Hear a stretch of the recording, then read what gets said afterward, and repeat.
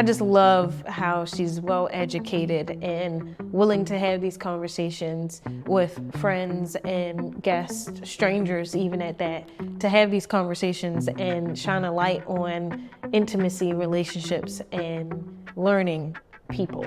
I really like about understanding and getting to know a man intimately who I'm with is having a conversation right after. So when you're intimate with somebody, first time, you should ask those questions. And then the second time, you be like, all right, we work the little kinks out after we had that conversation. Third time, let's seal the deal. Let's see how this goes with it just perfectly going now. Some things aren't that perfect, but hey, you learn yourself by learning it through other people.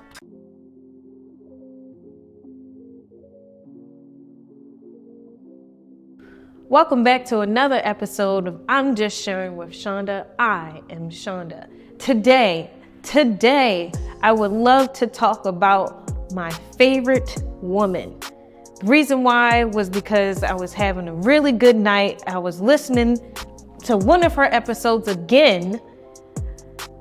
First of all, let me just say I'm talking about Shan Boodram. If you don't know Shan Boodram, she has a podcast called Lovers and Friends. Before she made that, let me just say her accolades herself that she built are amazing. Who is Shan Boodram, you ask? Shan Boodram is a sexologist, intimacy expert who is obsessed with learning and diving into all things intimacy. Her educational background of sexology, psychology, and journalism she used to have her platform. One of her platforms that she's created is her podcast, Lovers and Friends. I highly recommend that if you listen to any podcast, which I know you do, you should definitely go check out Lovers and Friends podcast. Lovers and Friends podcast is about intimacy. The purpose of the podcast is to spark topics to have conversations in your romantic and sexual life that leads to powerful shifts. She has guests on there and she asks guests to share a particular story or their experience that they want to share in hopes that the listener can gain something from it and bring back to enrich their own relationships. Let me just start off the way how I found Shan Boodram. I found Shan Boodram around the time where I was in a relationship and I was with my ex. My ex cheated on me. I was going to say how long that we've been together, but let me just say he cheated on me. I was very scared of moving away from my ex because I feel like we had so much that we created and so much that I learned that I created in that household and even outside the household that I was scared to let go. So I was desperate. So even though he cheated, I was like, I know I love you. I know you love me and that this should have never happened. It was a mistake the second time. But around the time, around the time I was like, this could work. So he gave me an ultimatum of either we're not together or we get into an open relationship. And let me just say I brought up open relationship and then he said, well, the only way that this could work is an open relationship. It's either nothing or open relationship. And I was like, okay, let me just do more research on an open relationship and I'll get back to you. And I started doing research on open relationships and people being in open relationships. And I was on YouTube and I found Shan's page. She was sitting down with her boyfriend at the time, now husband, but she was sitting down with him and they were just talking about their being in an open relationship. So let me just say, I didn't find out until later on that their open relationship is very different, but I'll start that. What I got in that episode was like, oh my gosh, their open relationship, it seems to work. It works for them. I don't see how it can't work for me. These points that they're making is really nice, all that other stuff. So I wrote it down on a paper. I wrote it down in my book and then I went to him. And I remember that it was night. We were in the back. I put the book on top of his car. I had my flashlight on and reading my notes and I'm getting excited talking about what I wrote down. So it made him ultimately excited about what I was saying. And I'm like, yeah, right. This is going to be great. Let me just say the difference between her and I, Shan and I, around the time, let me just start off with her relationship. They met around the time that they were just like having like the fuck it thing, because she was probably going to get deported back into Canada because she wasn't, she didn't have this is where I get wrong. You guys know what I mean. She didn't have the card. She didn't have the card to stay in the U.S. So sorry. And, they were just around like the time of like, of not committing to something serious because they could both like not end up, she could be leaving, all that good jazz. So they already had that foundation of like, we could be in an open relationship and just see how this goes. And they secured it with conversation and how things are going to go. So sorry. My explanations are really bad. I'm working on it. Compared to me, I was in a relationship already and it was just us. We grown to like each other and understand each other, but I knew that it was just me and him and I, in everything that we did. And then he ended up cheating on me. So the foundation there was them already having something, Shannon and Jared already having something in the works in the beginning, where I was in the middle thinking that everything was great, but he cheated. And then that's the way how that happened. The foundation wasn't there. The conversation was not there. So I should have never based my decision to get into an open relationship off of him cheating, but that was the case. I wanted to keep him. Sad choice. I was naive, young, and dumb. So I learned a lot. I learned a lot from Shan, because I want to say the growth that I've seen her do and grow from was like really great, because that was like the later on thing that I was like, oh, found out that in their open relationship, they never really like, they had that choice. And that was the thing that Jared said, her husband said, that it was nice to have that choice to do it, even though it wasn't hers, like, oh, I'm going out to go talk to this girl and all that other stuff. But it was never a hard time that if a woman went up to him and flirted with him or something like that, that it was just like, wow, I'll still have a woman at home, or even showing the person the ring, like, just know I'm having a good time. I like this connection that we have. Understand that I am in an open relationship. But it was never like that. I think the freedom of it is what he talked about in Jared, and also him. I can't really also remember that episode that they talked about their open relationship, but it was like really, really good. I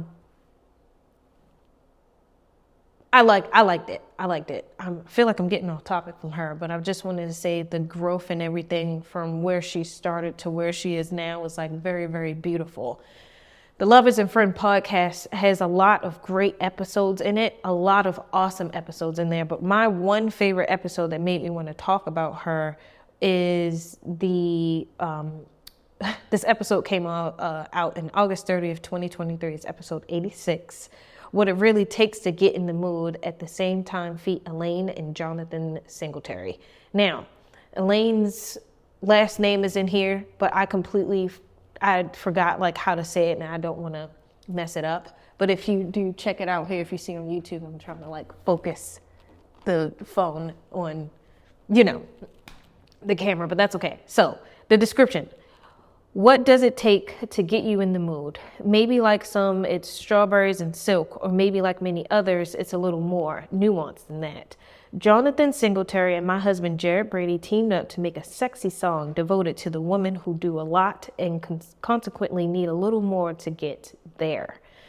When it comes to being horny, aka getting in the mood, this conversation is often about what you can do to get there. But in this episode, we go into what has to first be done, or in some cases undone, for it to become feasible for all parties. Getting horny seems simple when we look at it through a super bad lens, But when we insert real people with real lives, we can appreciate this complex process that relies on an interplay of neurological, hormonal, emotional, and psychological cooperation. Big words. But from what I took from that conversation, and let me just say the reason why this is my favorite episode and why I love Shan so much, is just the way how she carries herself, how she is very detailed, and like she can take something complex and simple it down for me to understand perfectly. And I feel like the way how she describes things and has a conversations about things and understanding the conversation is like completely mind blowing. I'm like, oh my gosh, I see why Jared Brady loves this woman. I love her. Like, I just love the way how she gets educated and talks about it. And it's funny because also in that episode, he talks about, and this is the way how I really like about understanding and getting to know a man intimately who I'm with, is having a conversation right after, because he talks about like she really loves how Shan really loves to talk, and it seems like he gets like a little